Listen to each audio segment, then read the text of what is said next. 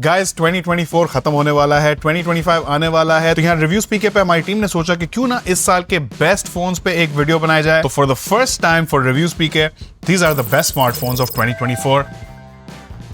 अस्सलाम वालेकुम और रिव्यू स्पीकर में खुशामदीद। मेरा नाम आमिर है और हमारी आज की वीडियो में हम डिफरेंट कैटेगरीज के बेस्ट फोन्स ढूंढेंगे और मुझे उम्मीद है कि ये वीडियो देखने के बाद आप लोगों को मेरा थॉट प्रोसेस भी थोड़ा समझ में आएगा कि मैं फोन्स कैसे सेलेक्ट करता हूं। हमारी आज की वीडियो में 5 ब्रॉड कैटेगरीज होंगी: best display, best battery and charging setup, best camera, best gaming phone और बेस्ट फोन ओवरऑल। और फिर इन कैटेगरीज में हम 5 डिफरेंट प्राइस पॉइंट्स देखेंगे। तो अल्ट्रा बजट जो कि 15 से 30 हजार रुपए वाले फोन्स होंगे, बजट फोन्स जो कि 31 से 60 हजार रुपए वाले फोन्स होंगे, मिड रेंज फोन्स 61 हजार से 1,20,000 के, फ्लैगशिप किलर्स 1,21,000 से लेकर 2,20,000 के, और फिर फ्लैगशिप फोन्स जिनकी कीमत 2,20,000 से ऊपर की है। तो टोटल मिला के कोई 20 से भी ज्यादा फोन्स हैं हमारी आज की वीडियो में। और मैं ये भी जानता हूं कि हमारी रिव्यू स्पीकर कम्युनिटी के जो डाई हार्ड फैंस हैं वो ये वीडियो एंड तक देखेंगे। अच्छा, आप लोगों ने अपना फीडबैक जरूर देना है हमारी ये सारी लिस्ट देख के। हो सकता है कुछ फोन्स हमने मिस कर दिए हो, नो लिस्ट इज परफेक्ट। और जब नीचे कमेंट्स में आप लोग अपनी राय शेयर करते हैं तो उससे हमारी पूरी रिव्यू स्पीकर कम्युनिटी को बहुत ज्यादा फायदा होता है। तो ये वाली वीडियो लंबी होने वाली है, पॉपकॉर्न तैयार कर लो, इसे एंड तक देखो और अगर पसंद आए तो लाइक, शेयर एंड सब्सक्राइब। तो अब शुरू करते हैं रिव्यू स्पीकर स्मार्टफोन अवार्ड्स 2024 और हमारी सबसे पहली कैटेगरी है बेस्ट डिस्प्ले। एक अच्छा डिस्प्ले किसी भी फोन के एक्सपीरियंस के लिए बहुत ही ज्यादा जरूरी होता है, क्योंकि आप डिस्प्ले के थ्रू ही अपने फोन के साथ इंटरैक्ट करते हैं और फोन्स में डिस्प्लेस के हवाले से बहुत सारे डिफरेंट ऑप्शंस और फीचर्स होते हैं। और डिस्प्ले चूज करते हुए मैं 4 चीजों पे ज्यादा फोकस करता हूं। डिस्प्ले टाइप, यानी कि आईपीएस एलसीडी है या एमोलेड। एमोलेड डिस्प्ले थोड़े बेहतर होते हैं, इनके कलर ज्यादा पंची होते हैं, ब्लैक्स डीपर होते हैं और ये बैटरी भी कम कंज्यूम करते हैं। लेकिन एमोलेड टेक्नोलॉजी महंगी होती है, तो हम एमोलेड डिस्प्लेस नॉर्मली सिर्फ प्रीमियम और फ्लैगशिप फोन्स में देखते हैं। फिर आता है रेजोल्यूशन। मेरी नजर में मिनिमम 1080p तो होना चाहिए, अनलेस आपके लिए बजट का इशू है, फिर आप 720p ले सकते हैं। तीसरी चीज है रिफ्रेश रेट। 120 हर्ट्ज मेरा स्वीट स्पॉट है। 90 हर्ट्ज में बर्दाश्त कर सकता हूं, लेकिन 60 हर्ट्ज मेरे लिए 2024 में अब नो गो हो चुका है, डील ब्रेकर है। 60 हर्ट्ज वाले फोन्स में नहीं खरीदता। और चौथी चीज है ब्राइटनेस, जिसे निट्स में मेजर किया जाता है। डिस्प्ले की मैक्सिमम ब्राइटनेस जितनी ज्यादा हो उतना ही वो डिस्प्ले ब्राइट सनलाइट में बेहतर रहता है। फिर कुछ और भी शशके हैं, जैसे कि एलटीपीओ पैनल्स जो कि हम प्रीमियम और फ्लैगशिप फोन्स में देखते हैं, उस पर भी आगे चल के बात करेंगे। लेकिन अब आते हैं हमारी सबसे पहली कैटेगरी, यानी कि अल्ट्रा बजट प्राइस पॉइंट पे बेस्ट डिस्प्ले। तो इस कैटेगरी में विनर सेलेक्ट करना मेरे ख्याल है काफी आसान था, क्योंकि इस प्राइस पॉइंट पे हमारे पास ज्यादा ऑप्शंस नहीं हैं। हमें कोई बहुत ज्यादा फीचर्स इस प्राइस में नॉर्मली नहीं मिलते। ज्यादातर फोन्स में आईपीएस एलसीडी डिस्प्लेस होते हैं और 720p रेजोल्यूशन होता है। 1080p रेजोल्यूशन भी इस प्राइस पॉइंट पे इतना आराम से आपको नहीं मिलेगा। ये डिस्प्ले ज्यादा ब्राइट भी नहीं होते। इस अल्ट्रा बजट कैटेगरी में बुनियादी तौर पर कॉम्पिटिशन रिफ्रेश रेट पे आ जाता है। तो यहां मैंने टेक्नो स्पार्क गो 1 को सेलेक्ट किया है एज अ विनिंग डिस्प्ले। इस वक्त ये फोन 26,000 में रिटेल हो रहा है, 24 के आसपास आपको मिल जाएगा। और इस फोन की खास बात यह है कि 25,000 के प्राइस पॉइंट पे इसमें 120 हर्ट्ज का हमें डिस्प्ले मिल जाता है। अब यहाँ अगर आप बिल्कुल ही अल्ट्रा बजट जाना चाह रहे हैं तो एज एन ऑनरेबल मेंशन मैं Xiaomi Redmi A3X को भी इंक्लूड कर रहा हूं, जो कि 90 हर्ट्ज के डिस्प्ले के साथ है और इसकी रिटेल प्राइस इस वक्त 21,000 है, लेकिन ये आपको 17,000 के आसपास मिल जाएगा। अगर थोड़ा ऊपर आ जाए बजट कैटेगरी में तो यहाँ गेम थोड़ी सी ज्यादा इंटरेस्टिंग है, क्योंकि यहाँ थोड़े और फीचर्स भी आ गए हैं इक्वेशन में, जैसे कि full HD resolution, AMOLED technology और हाई रिफ्रेश रेट और काफी सारे फोन ऑप्शंस हैं। लेकिन मेरी नजर में यहाँ Infinix Hot 50 Pro Plus सबसे वेल राउंडेड है। 59,000 की रिटेल प्राइस है, full HD AMOLED display, 120 hertz का रिफ्रेश रेट, 1 बिलियन कलर्स और 1300 निट्स की पीक ब्राइटनेस। और इस सब के साथ हमें यहाँ गोरिल्ला ग्लास प्रोटेक्शन भी मिल जाती है। फिर ये है भी एक कर्व डिस्प्ले, जो कि इस प्राइस पॉइंट पे आप में से ज्यादातर लोग बहुत पसंद करते हैं। इससे फोन दिखने में ज्यादा मॉडर्न और ज्यादा स्लिम महसूस होता है, और एटलीस्ट मुझे ऐसे 3D कर्व डिस्प्लेस वाले फोन काफी खूबसूरत लगते हैं। और ऐसे कर्व डिस्प्लेस का एक फायदा ये भी होता है कि इनके बेजल्स आपको हमेशा थोड़े ज्यादा पतले महसूस होंगे। अच्छा, अब यहाँ मेरा ख्याल है कि Xiaomi Redmi Note 13 का भी एक ऑनरेबल मेंशन बनता है। 53,000 की रिटेल प्राइस है, लेकिन ये आपको 45,000 से नीचे इस वक्त आराम से मार्केट में मिल जाएगा। फुल एचडी एमोलेड डिस्प्ले है, 120 हर्ट्ज का रिफ्रेश रेट, 1800 निट्स की पीक ब्राइटनेस और इस सब के साथ ये गोरिल्ला ग्लास 3 की प्रोटेक्शन दे रहा है। और मैं यहाँ टेक्नो स्पार्क 30 प्रो को भी मेंशन करूंगा, जो कि 46,000 की रिटेल प्राइस के साथ इस वक्त one of the cheapest phones है, जो कि 120 हर्ट्ज का एमोलेड डिस्प्ले दे रहा है। अच्छा, अब आ जाओ मिड रेंज में, तो यहाँ मेरा डिसीजन प्राइमरीली रिफ्रेश रेट पे बेस्ड था, क्योंकि यहाँ हमें ज्यादातर फोन्स में full HD AMOLED displace 120 hertz के रिफ्रेश रेट के साथ मिल जाते हैं और काफी सारे फोन्स में तो 1 बिलियन कलर्स का सपोर्ट भी है। लेकिन यहाँ एक फोन ने मेरे लिए स्टैंड आउट किया और वो था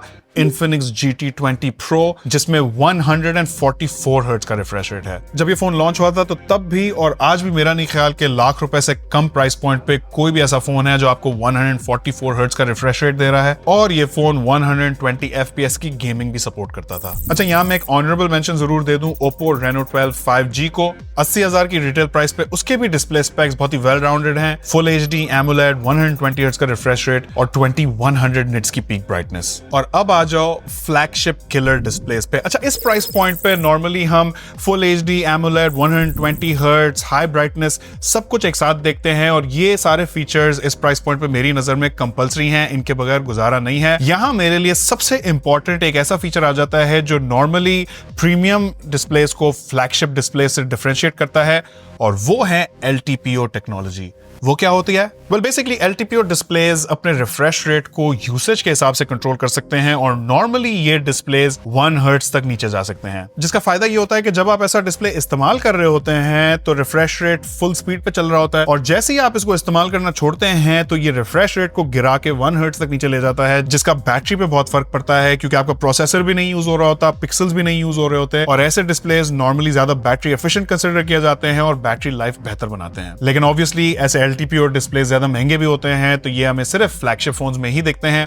तो जहां फ्लैगशिप किलर्स की बात आती है वहां LTPO डिस्प्ले एक बहुत ही इंपॉर्टेंट फीचर है, और इस फ्लैगशिप किलर वाले प्राइस पॉइंट पे जो सबसे सस्ता LTPO डिस्प्ले वाला फोन मुझे दिखा है वो है Realme GT6, जो कि 1.5 लाख की रिटेल प्राइस में 120 hertz refresh rate, 1 billion colours और 6000 निट्स की पीक ब्राइटनेस दे रहा है अलोंग विद LTPO टेक्नोलॉजी। तो मेरी नजर में फ्लैगशिप किलर्स में सबसे बेस्ट डिस्प्ले Realme GT6 का है। अच्छा, अब यहाँ मैं एक ऑनरेबल मेंशन जरूर देना चाहूंगा Xiaomi 14T को। उसमें LTPO टेक्नोलॉजी तो नहीं है, लेकिन 68 बिलियन कलर्स दिखा सकता है, 144 हर्ट्ज का रिफ्रेश रेट, HDR10+ का सपोर्ट और 4000 निट्स की पीक ब्राइटनेस के साथ, तो वो भी एक अच्छा डिस्प्ले है। और भाइयों, जहां तक बात है फ्लैगशिप डिस्प्लेस की, तो अनफॉर्चुनेटली पाकिस्तान में हमारे पास सिर्फ 2 ही ऑप्शंस हैं। एक है ये iPhone 16 Pro Max और दूसरा है Samsung Galaxy S24 Ultra। मैं पर्सनली iPhone 16 Pro Max को सेलेक्ट करूंगा इसके डायनामिक आइलैंड की वजह से, जो कि स्ट्रिक्टली स्पीकिंग डिस्प्ले फीचर नहीं है, वो ज्यादा इंटरफेस फीचर है, मुझे बड़ा ही पसंद है। लेकिन अगर आप इन दोनों फोन्स के साइड बाय साइड स्पेक्स देखेंगे तो दोनों में ही बहुत अच्छे डिस्प्लेज हैं। You can take your pick. At the end of the day मेरा ख्याल है ये डिसीजन आपके अपनी पर्सनल प्रेफरेंस पे होगा। आई would choose iPhone 16 Pro Max। तो गाइज, ये तो हो गए डिस्प्लेज। अब हमारी अगली कैटेगरी है best battery and charging setup, और यहाँ पे हमारी वही 5 प्राइस कैटेगरीज होंगी। लेकिन बैटरी और चार्जिंग सेटअप में आपने बेसिकली 2 चीजों को ध्यान में रखना है। एक है बैटरी साइज, यानी कि जितनी बड़ी बैटरी उतना बेहतर है, और दूसरी है चार्जिंग स्पीड, जितना ज्यादा तेज फोन चार्ज होगा उतना ज्यादा बेहतर है। फिर और भी कुछ सपोर्टिंग फीचर्स आ जाते हैं, जैसे कि wireless charging, reverse wireless, reverse wired charging और बाईपास चार्जिंग। उन पे भी आगे चल के बात करेंगे। तो यहाँ अल्ट्रा बजट कैटेगरी में मुझे Samsung Galaxy A06 एक बहुत ही अच्छा ऑप्शन लगा। प्रोबेबली बेस्ट इन क्लास है। 5000 मिलियन पावर की बैटरी के साथ 25 वॉट की सुपर फास्ट चार्जिंग है। 27,000 की रिटेल प्राइस में कोई और फोन ये नहीं दे रहा, और ये फोन आपको 23 से 24,000 में आराम से मिल जाएगा। आ जाए बजट प्राइस पॉइंट पे, तो यहाँ मैं रिसेंटली लॉन्च्ड Realme C75 को पिक करूंगा। उसकी अनबॉक्सिंग वीडियो में ही मैंने उसे बैटरी और चार्जिंग सेटअप में बेस्ट इन क्लास कहा था। 6000 मिलियन पावर की मॉन्स्टर बैटरी है, साथ में 45 वॉट्स की सुपर फास्ट चार्जिंग। 50,000 की रिटेल प्राइस में इससे बेहतर अगर कोई और ऑप्शन है तो मुझे कमेंट्स में जरूर बताएं। अच्छा, यहाँ मैं honourable mention ZTE Nubia Neo 2 5G को भी देना चाहता हूँ। 55,000 की रिटेल प्राइस में ये 6000 मिलियन पावर की बैटरी, 33 वॉट्स की सुपर फास्ट चार्जिंग के साथ बाईपास चार्जिंग भी देता है, जो कि मेरा ख्याल है ज्यादा गेमर सेंट्रिक फीचर है, लेकिन still a good feature to have. और दूसरा ऑनरेबल मेंशन मैं Infinix Note 40 को भी देना चाहता हूं। उसमें 5000 मिलियन पावर की बैटरी, 45 वॉट्स की सुपर फास्ट चार्जिंग के साथ मैग चार्ज के फीचर्स भी हैं, और रिवर्स वायर्ड और रिवर्स वायरलेस चार्जिंग भी। Infinix ने इस साल बहुत ज्यादा मेहनत की है न्यू इनोवेशंस और चार्जिंग टेक्नोलॉजीज पे, और अगर आपको याद हो तो ये साल हमने शुरू भी Infinix के साथ CES लास वेगस में किया था। आ जाओ मिड रेंज प्राइस पॉइंट पे, तो जहां पिछली कैटेगरी में हमने Note 40 को ऑनरेबल मेंशन दिया था, वहां इस कैटेगरी में मैं Infinix Note 40 Pro को बेस्ट इन क्लास समझता हूं। 80,000 में ये फोन 5000 मिलियन पावर की बैटरी, 70 वॉट्स की फास्ट चार्जिंग, Infinix की मैग चार्ज कैपेबिलिटीज और वायर्ड और वायरलेस रिवर्स चार्जिंग दे रहा है। बैटरी और चार्जिंग के हवाले से इस फोन में बहुत ही सॉलिड सेटअप है। और फिर अगर बात करें फ्लैगशिप किलर्स में बेस्ट बैटरी और चार्जिंग सेटअप पे, तो यहां मैं नॉर्मली 5000 मिलियन पावर से बड़ी बैटरीज और 120 वॉट्स की सुपर फास्ट चार्जिंग स्पीड ढूंढता हूं। तो यहाँ भी मुझे Realme GT6 अगेन सबसे बेस्ट लगा। 5500 मिली एम्प आवर की बड़ी बैटरी और 120 वॉट्स की सुपर फास्ट चार्जिंग के साथ। एंड वेट टिल पाकिस्तान में Realme GT7 Pro लॉन्च हो जाए। आई कैन ऑलरेडी टेल कि वो फोन भी अपने प्राइस पॉइंट का बेस्ट इन क्लास फोन होगा। 6500 मिली एम्प आवर की बड़ी बैटरी है और 120 वॉट्स की charging. I am really looking forward to that. और फिर आ जाओ फ्लैगशिप फोन्स में। आई मीन अनफॉर्चुनेटली पाकिस्तान में दो ही ऑप्शंस हैं, तो iPhone 16 Pro Max या फिर Samsung Galaxy S24 Ultra। मैं तो ऑब्वियसली iPhone 16 Pro Max ही सिलेक्ट करूंगा, being an Apple fanboy and all that. लेकिन मैं ऐसे बहुत से लोगों को जानता हूं जो Galaxy S24 Ultra को एज अ डेली ड्राइवर इस्तेमाल करते हैं और वो लोग उसकी बैटरी लाइफ की बहुत ज्यादा तारीफ करते हैं। हाँ, ये जरूर है कि Galaxy S24 Ultra में 45 वॉट्स की सुपर फास्ट चार्जिंग है और उससे आई एम श्योर वो फोन आईफोन से ज्यादा जल्दी चार्ज हो जाता है। आईफोन मैक्स आउट हो जाता है 25 वॉट्स पे, लेकिन इसकी बैटरी भी थोड़ी छोटी है, इसमें ऑप्टिमाइजेशंस भी थोड़ी ज्यादा हैं। But I am still sure अगर आपको ज्यादा तेज चार्जिंग वाला फोन चाहिए तो S24 Ultra takes it. But at the end of the day battery size और बैटरी लाइफ के हवाले से दोनों फोन्स काफी इवनली मैच्ड हैं। तो ये तो हो गए हमारे बेस्ट बैटरी और चार्जिंग सेटअप वाले फोन्स। अब हमारी नेक्स्ट कैटेगरी है बेस्ट कैमरास की। तो एक अच्छा फोन कैमरा चूज करते हुए आपने 2-3 चीजों को ध्यान में रखना है। पहली चीज है रेजोल्यूशन। जितना ही ज्यादा आपके मेन और सेल्फी कैमरा का रेजोल्यूशन होगा उतना बेहतर है, लेकिन ध्यान में रखें कि रेजोल्यूशन इजंट एवरीथिंग। तो दूसरी चीज आ जाती है सॉफ्टवेयर और algorithms. Normally Samsung, Realme, Oppo, Vivo, इनके सॉफ्टवेयर एल्गोरिदम्स को मार्केट में बहुत ज्यादा पसंद किया जाता है। इनके फोटोज की जो पोस्ट प्रोसेसिंग होती है वो थोड़ी बेहतर क्वालिटी की होती है। तीसरी चीज है कि आपका कैमरा कितने पर्सपेक्टिव्स दे रहा है, यानी कि मेन कैमरा के साथ अल्ट्रा वाइड और टेलीफोटो कैमरास हैं कि नहीं है। मैक्रो कैमरा को मैं इतनी ज्यादा इंपॉर्टेंस नहीं देता, लेकिन मेन, अल्ट्रा वाइड और टेलीफोटो, ये 3 पर्सपेक्टिव सबसे ज्यादा इंपॉर्टेंट है। और फिर जैसे जैसे आप प्राइस में ऊपर जाते जाएंगे तो आपके लिए ऑप्टिकल इमेज स्टेबलाइजेशन एक इंपॉर्टेंट फीचर बन जाएगा, और फिर लेजर ऑटो फोकस, लाइडार और इन बॉडी स्टेबलाइजेशन वगैरह वगैरह।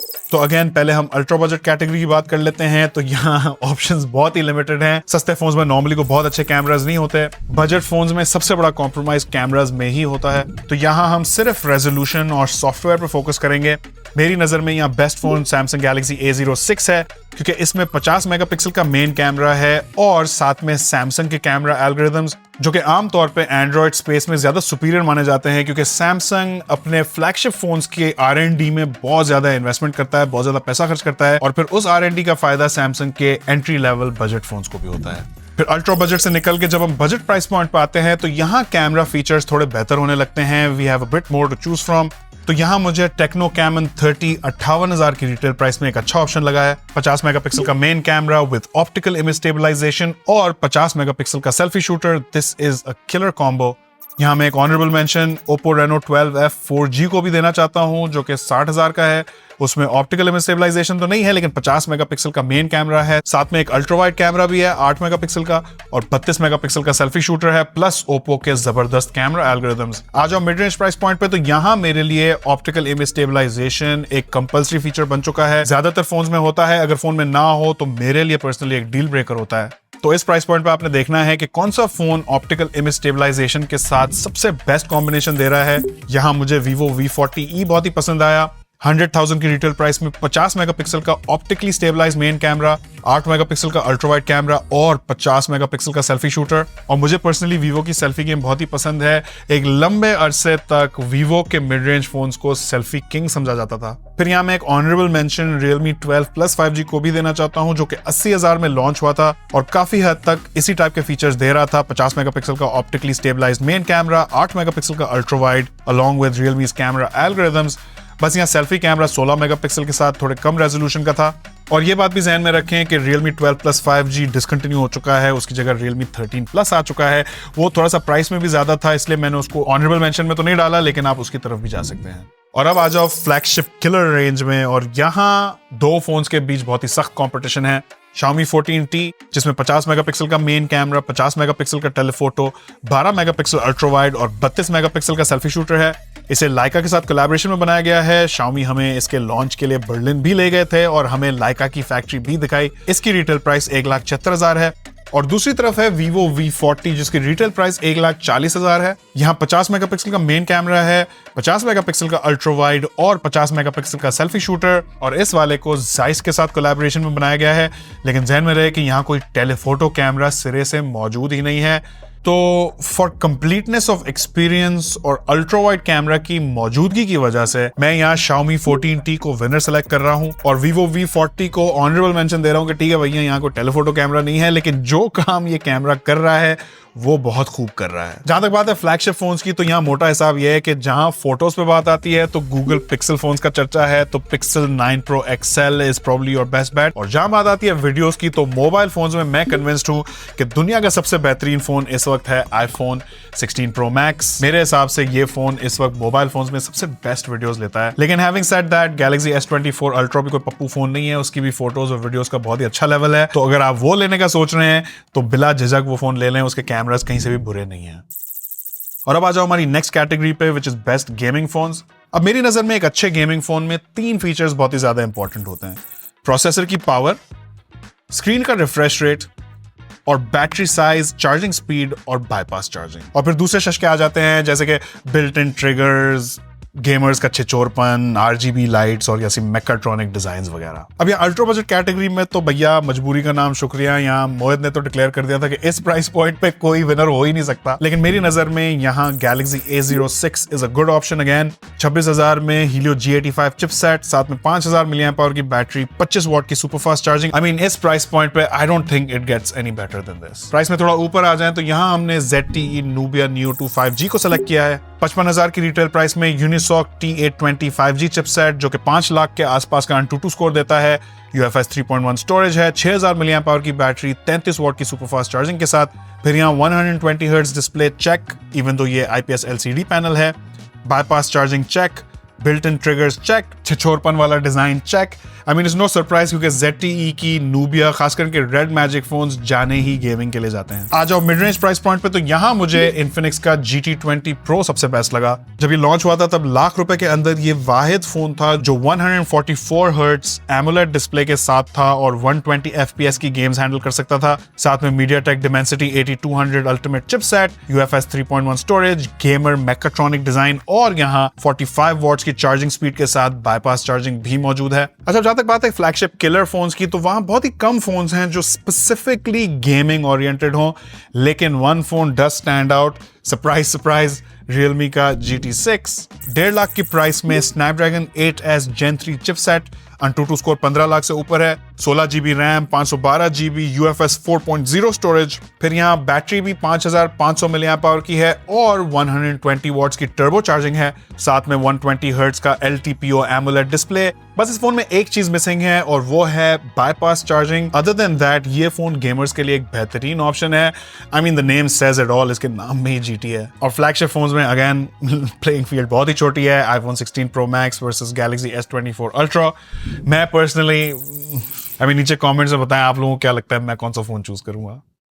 और अब आ जाओ हमारी लास्ट और सबसे बेस्ट कैटेगरी पे, यानी कि बेस्ट फोन्स ओवरऑल। तो यहाँ अल्ट्रा बजट कैटेगरी में मेरा ख्याल है Galaxy A06 stands out. Already 2-3 categories में पहले भी जीत चुका है। 26,000 की रिटेल प्राइस में Helio G85 चिपसेट, 5,000 mAh की बैटरी, 25 वॉट की सुपरफास्ट चार्जिंग, 50 मेगापिक्सल का मेन कैमरा और साथ में सैमसंग का ब्रांड नेम और वारंटी सपोर्ट।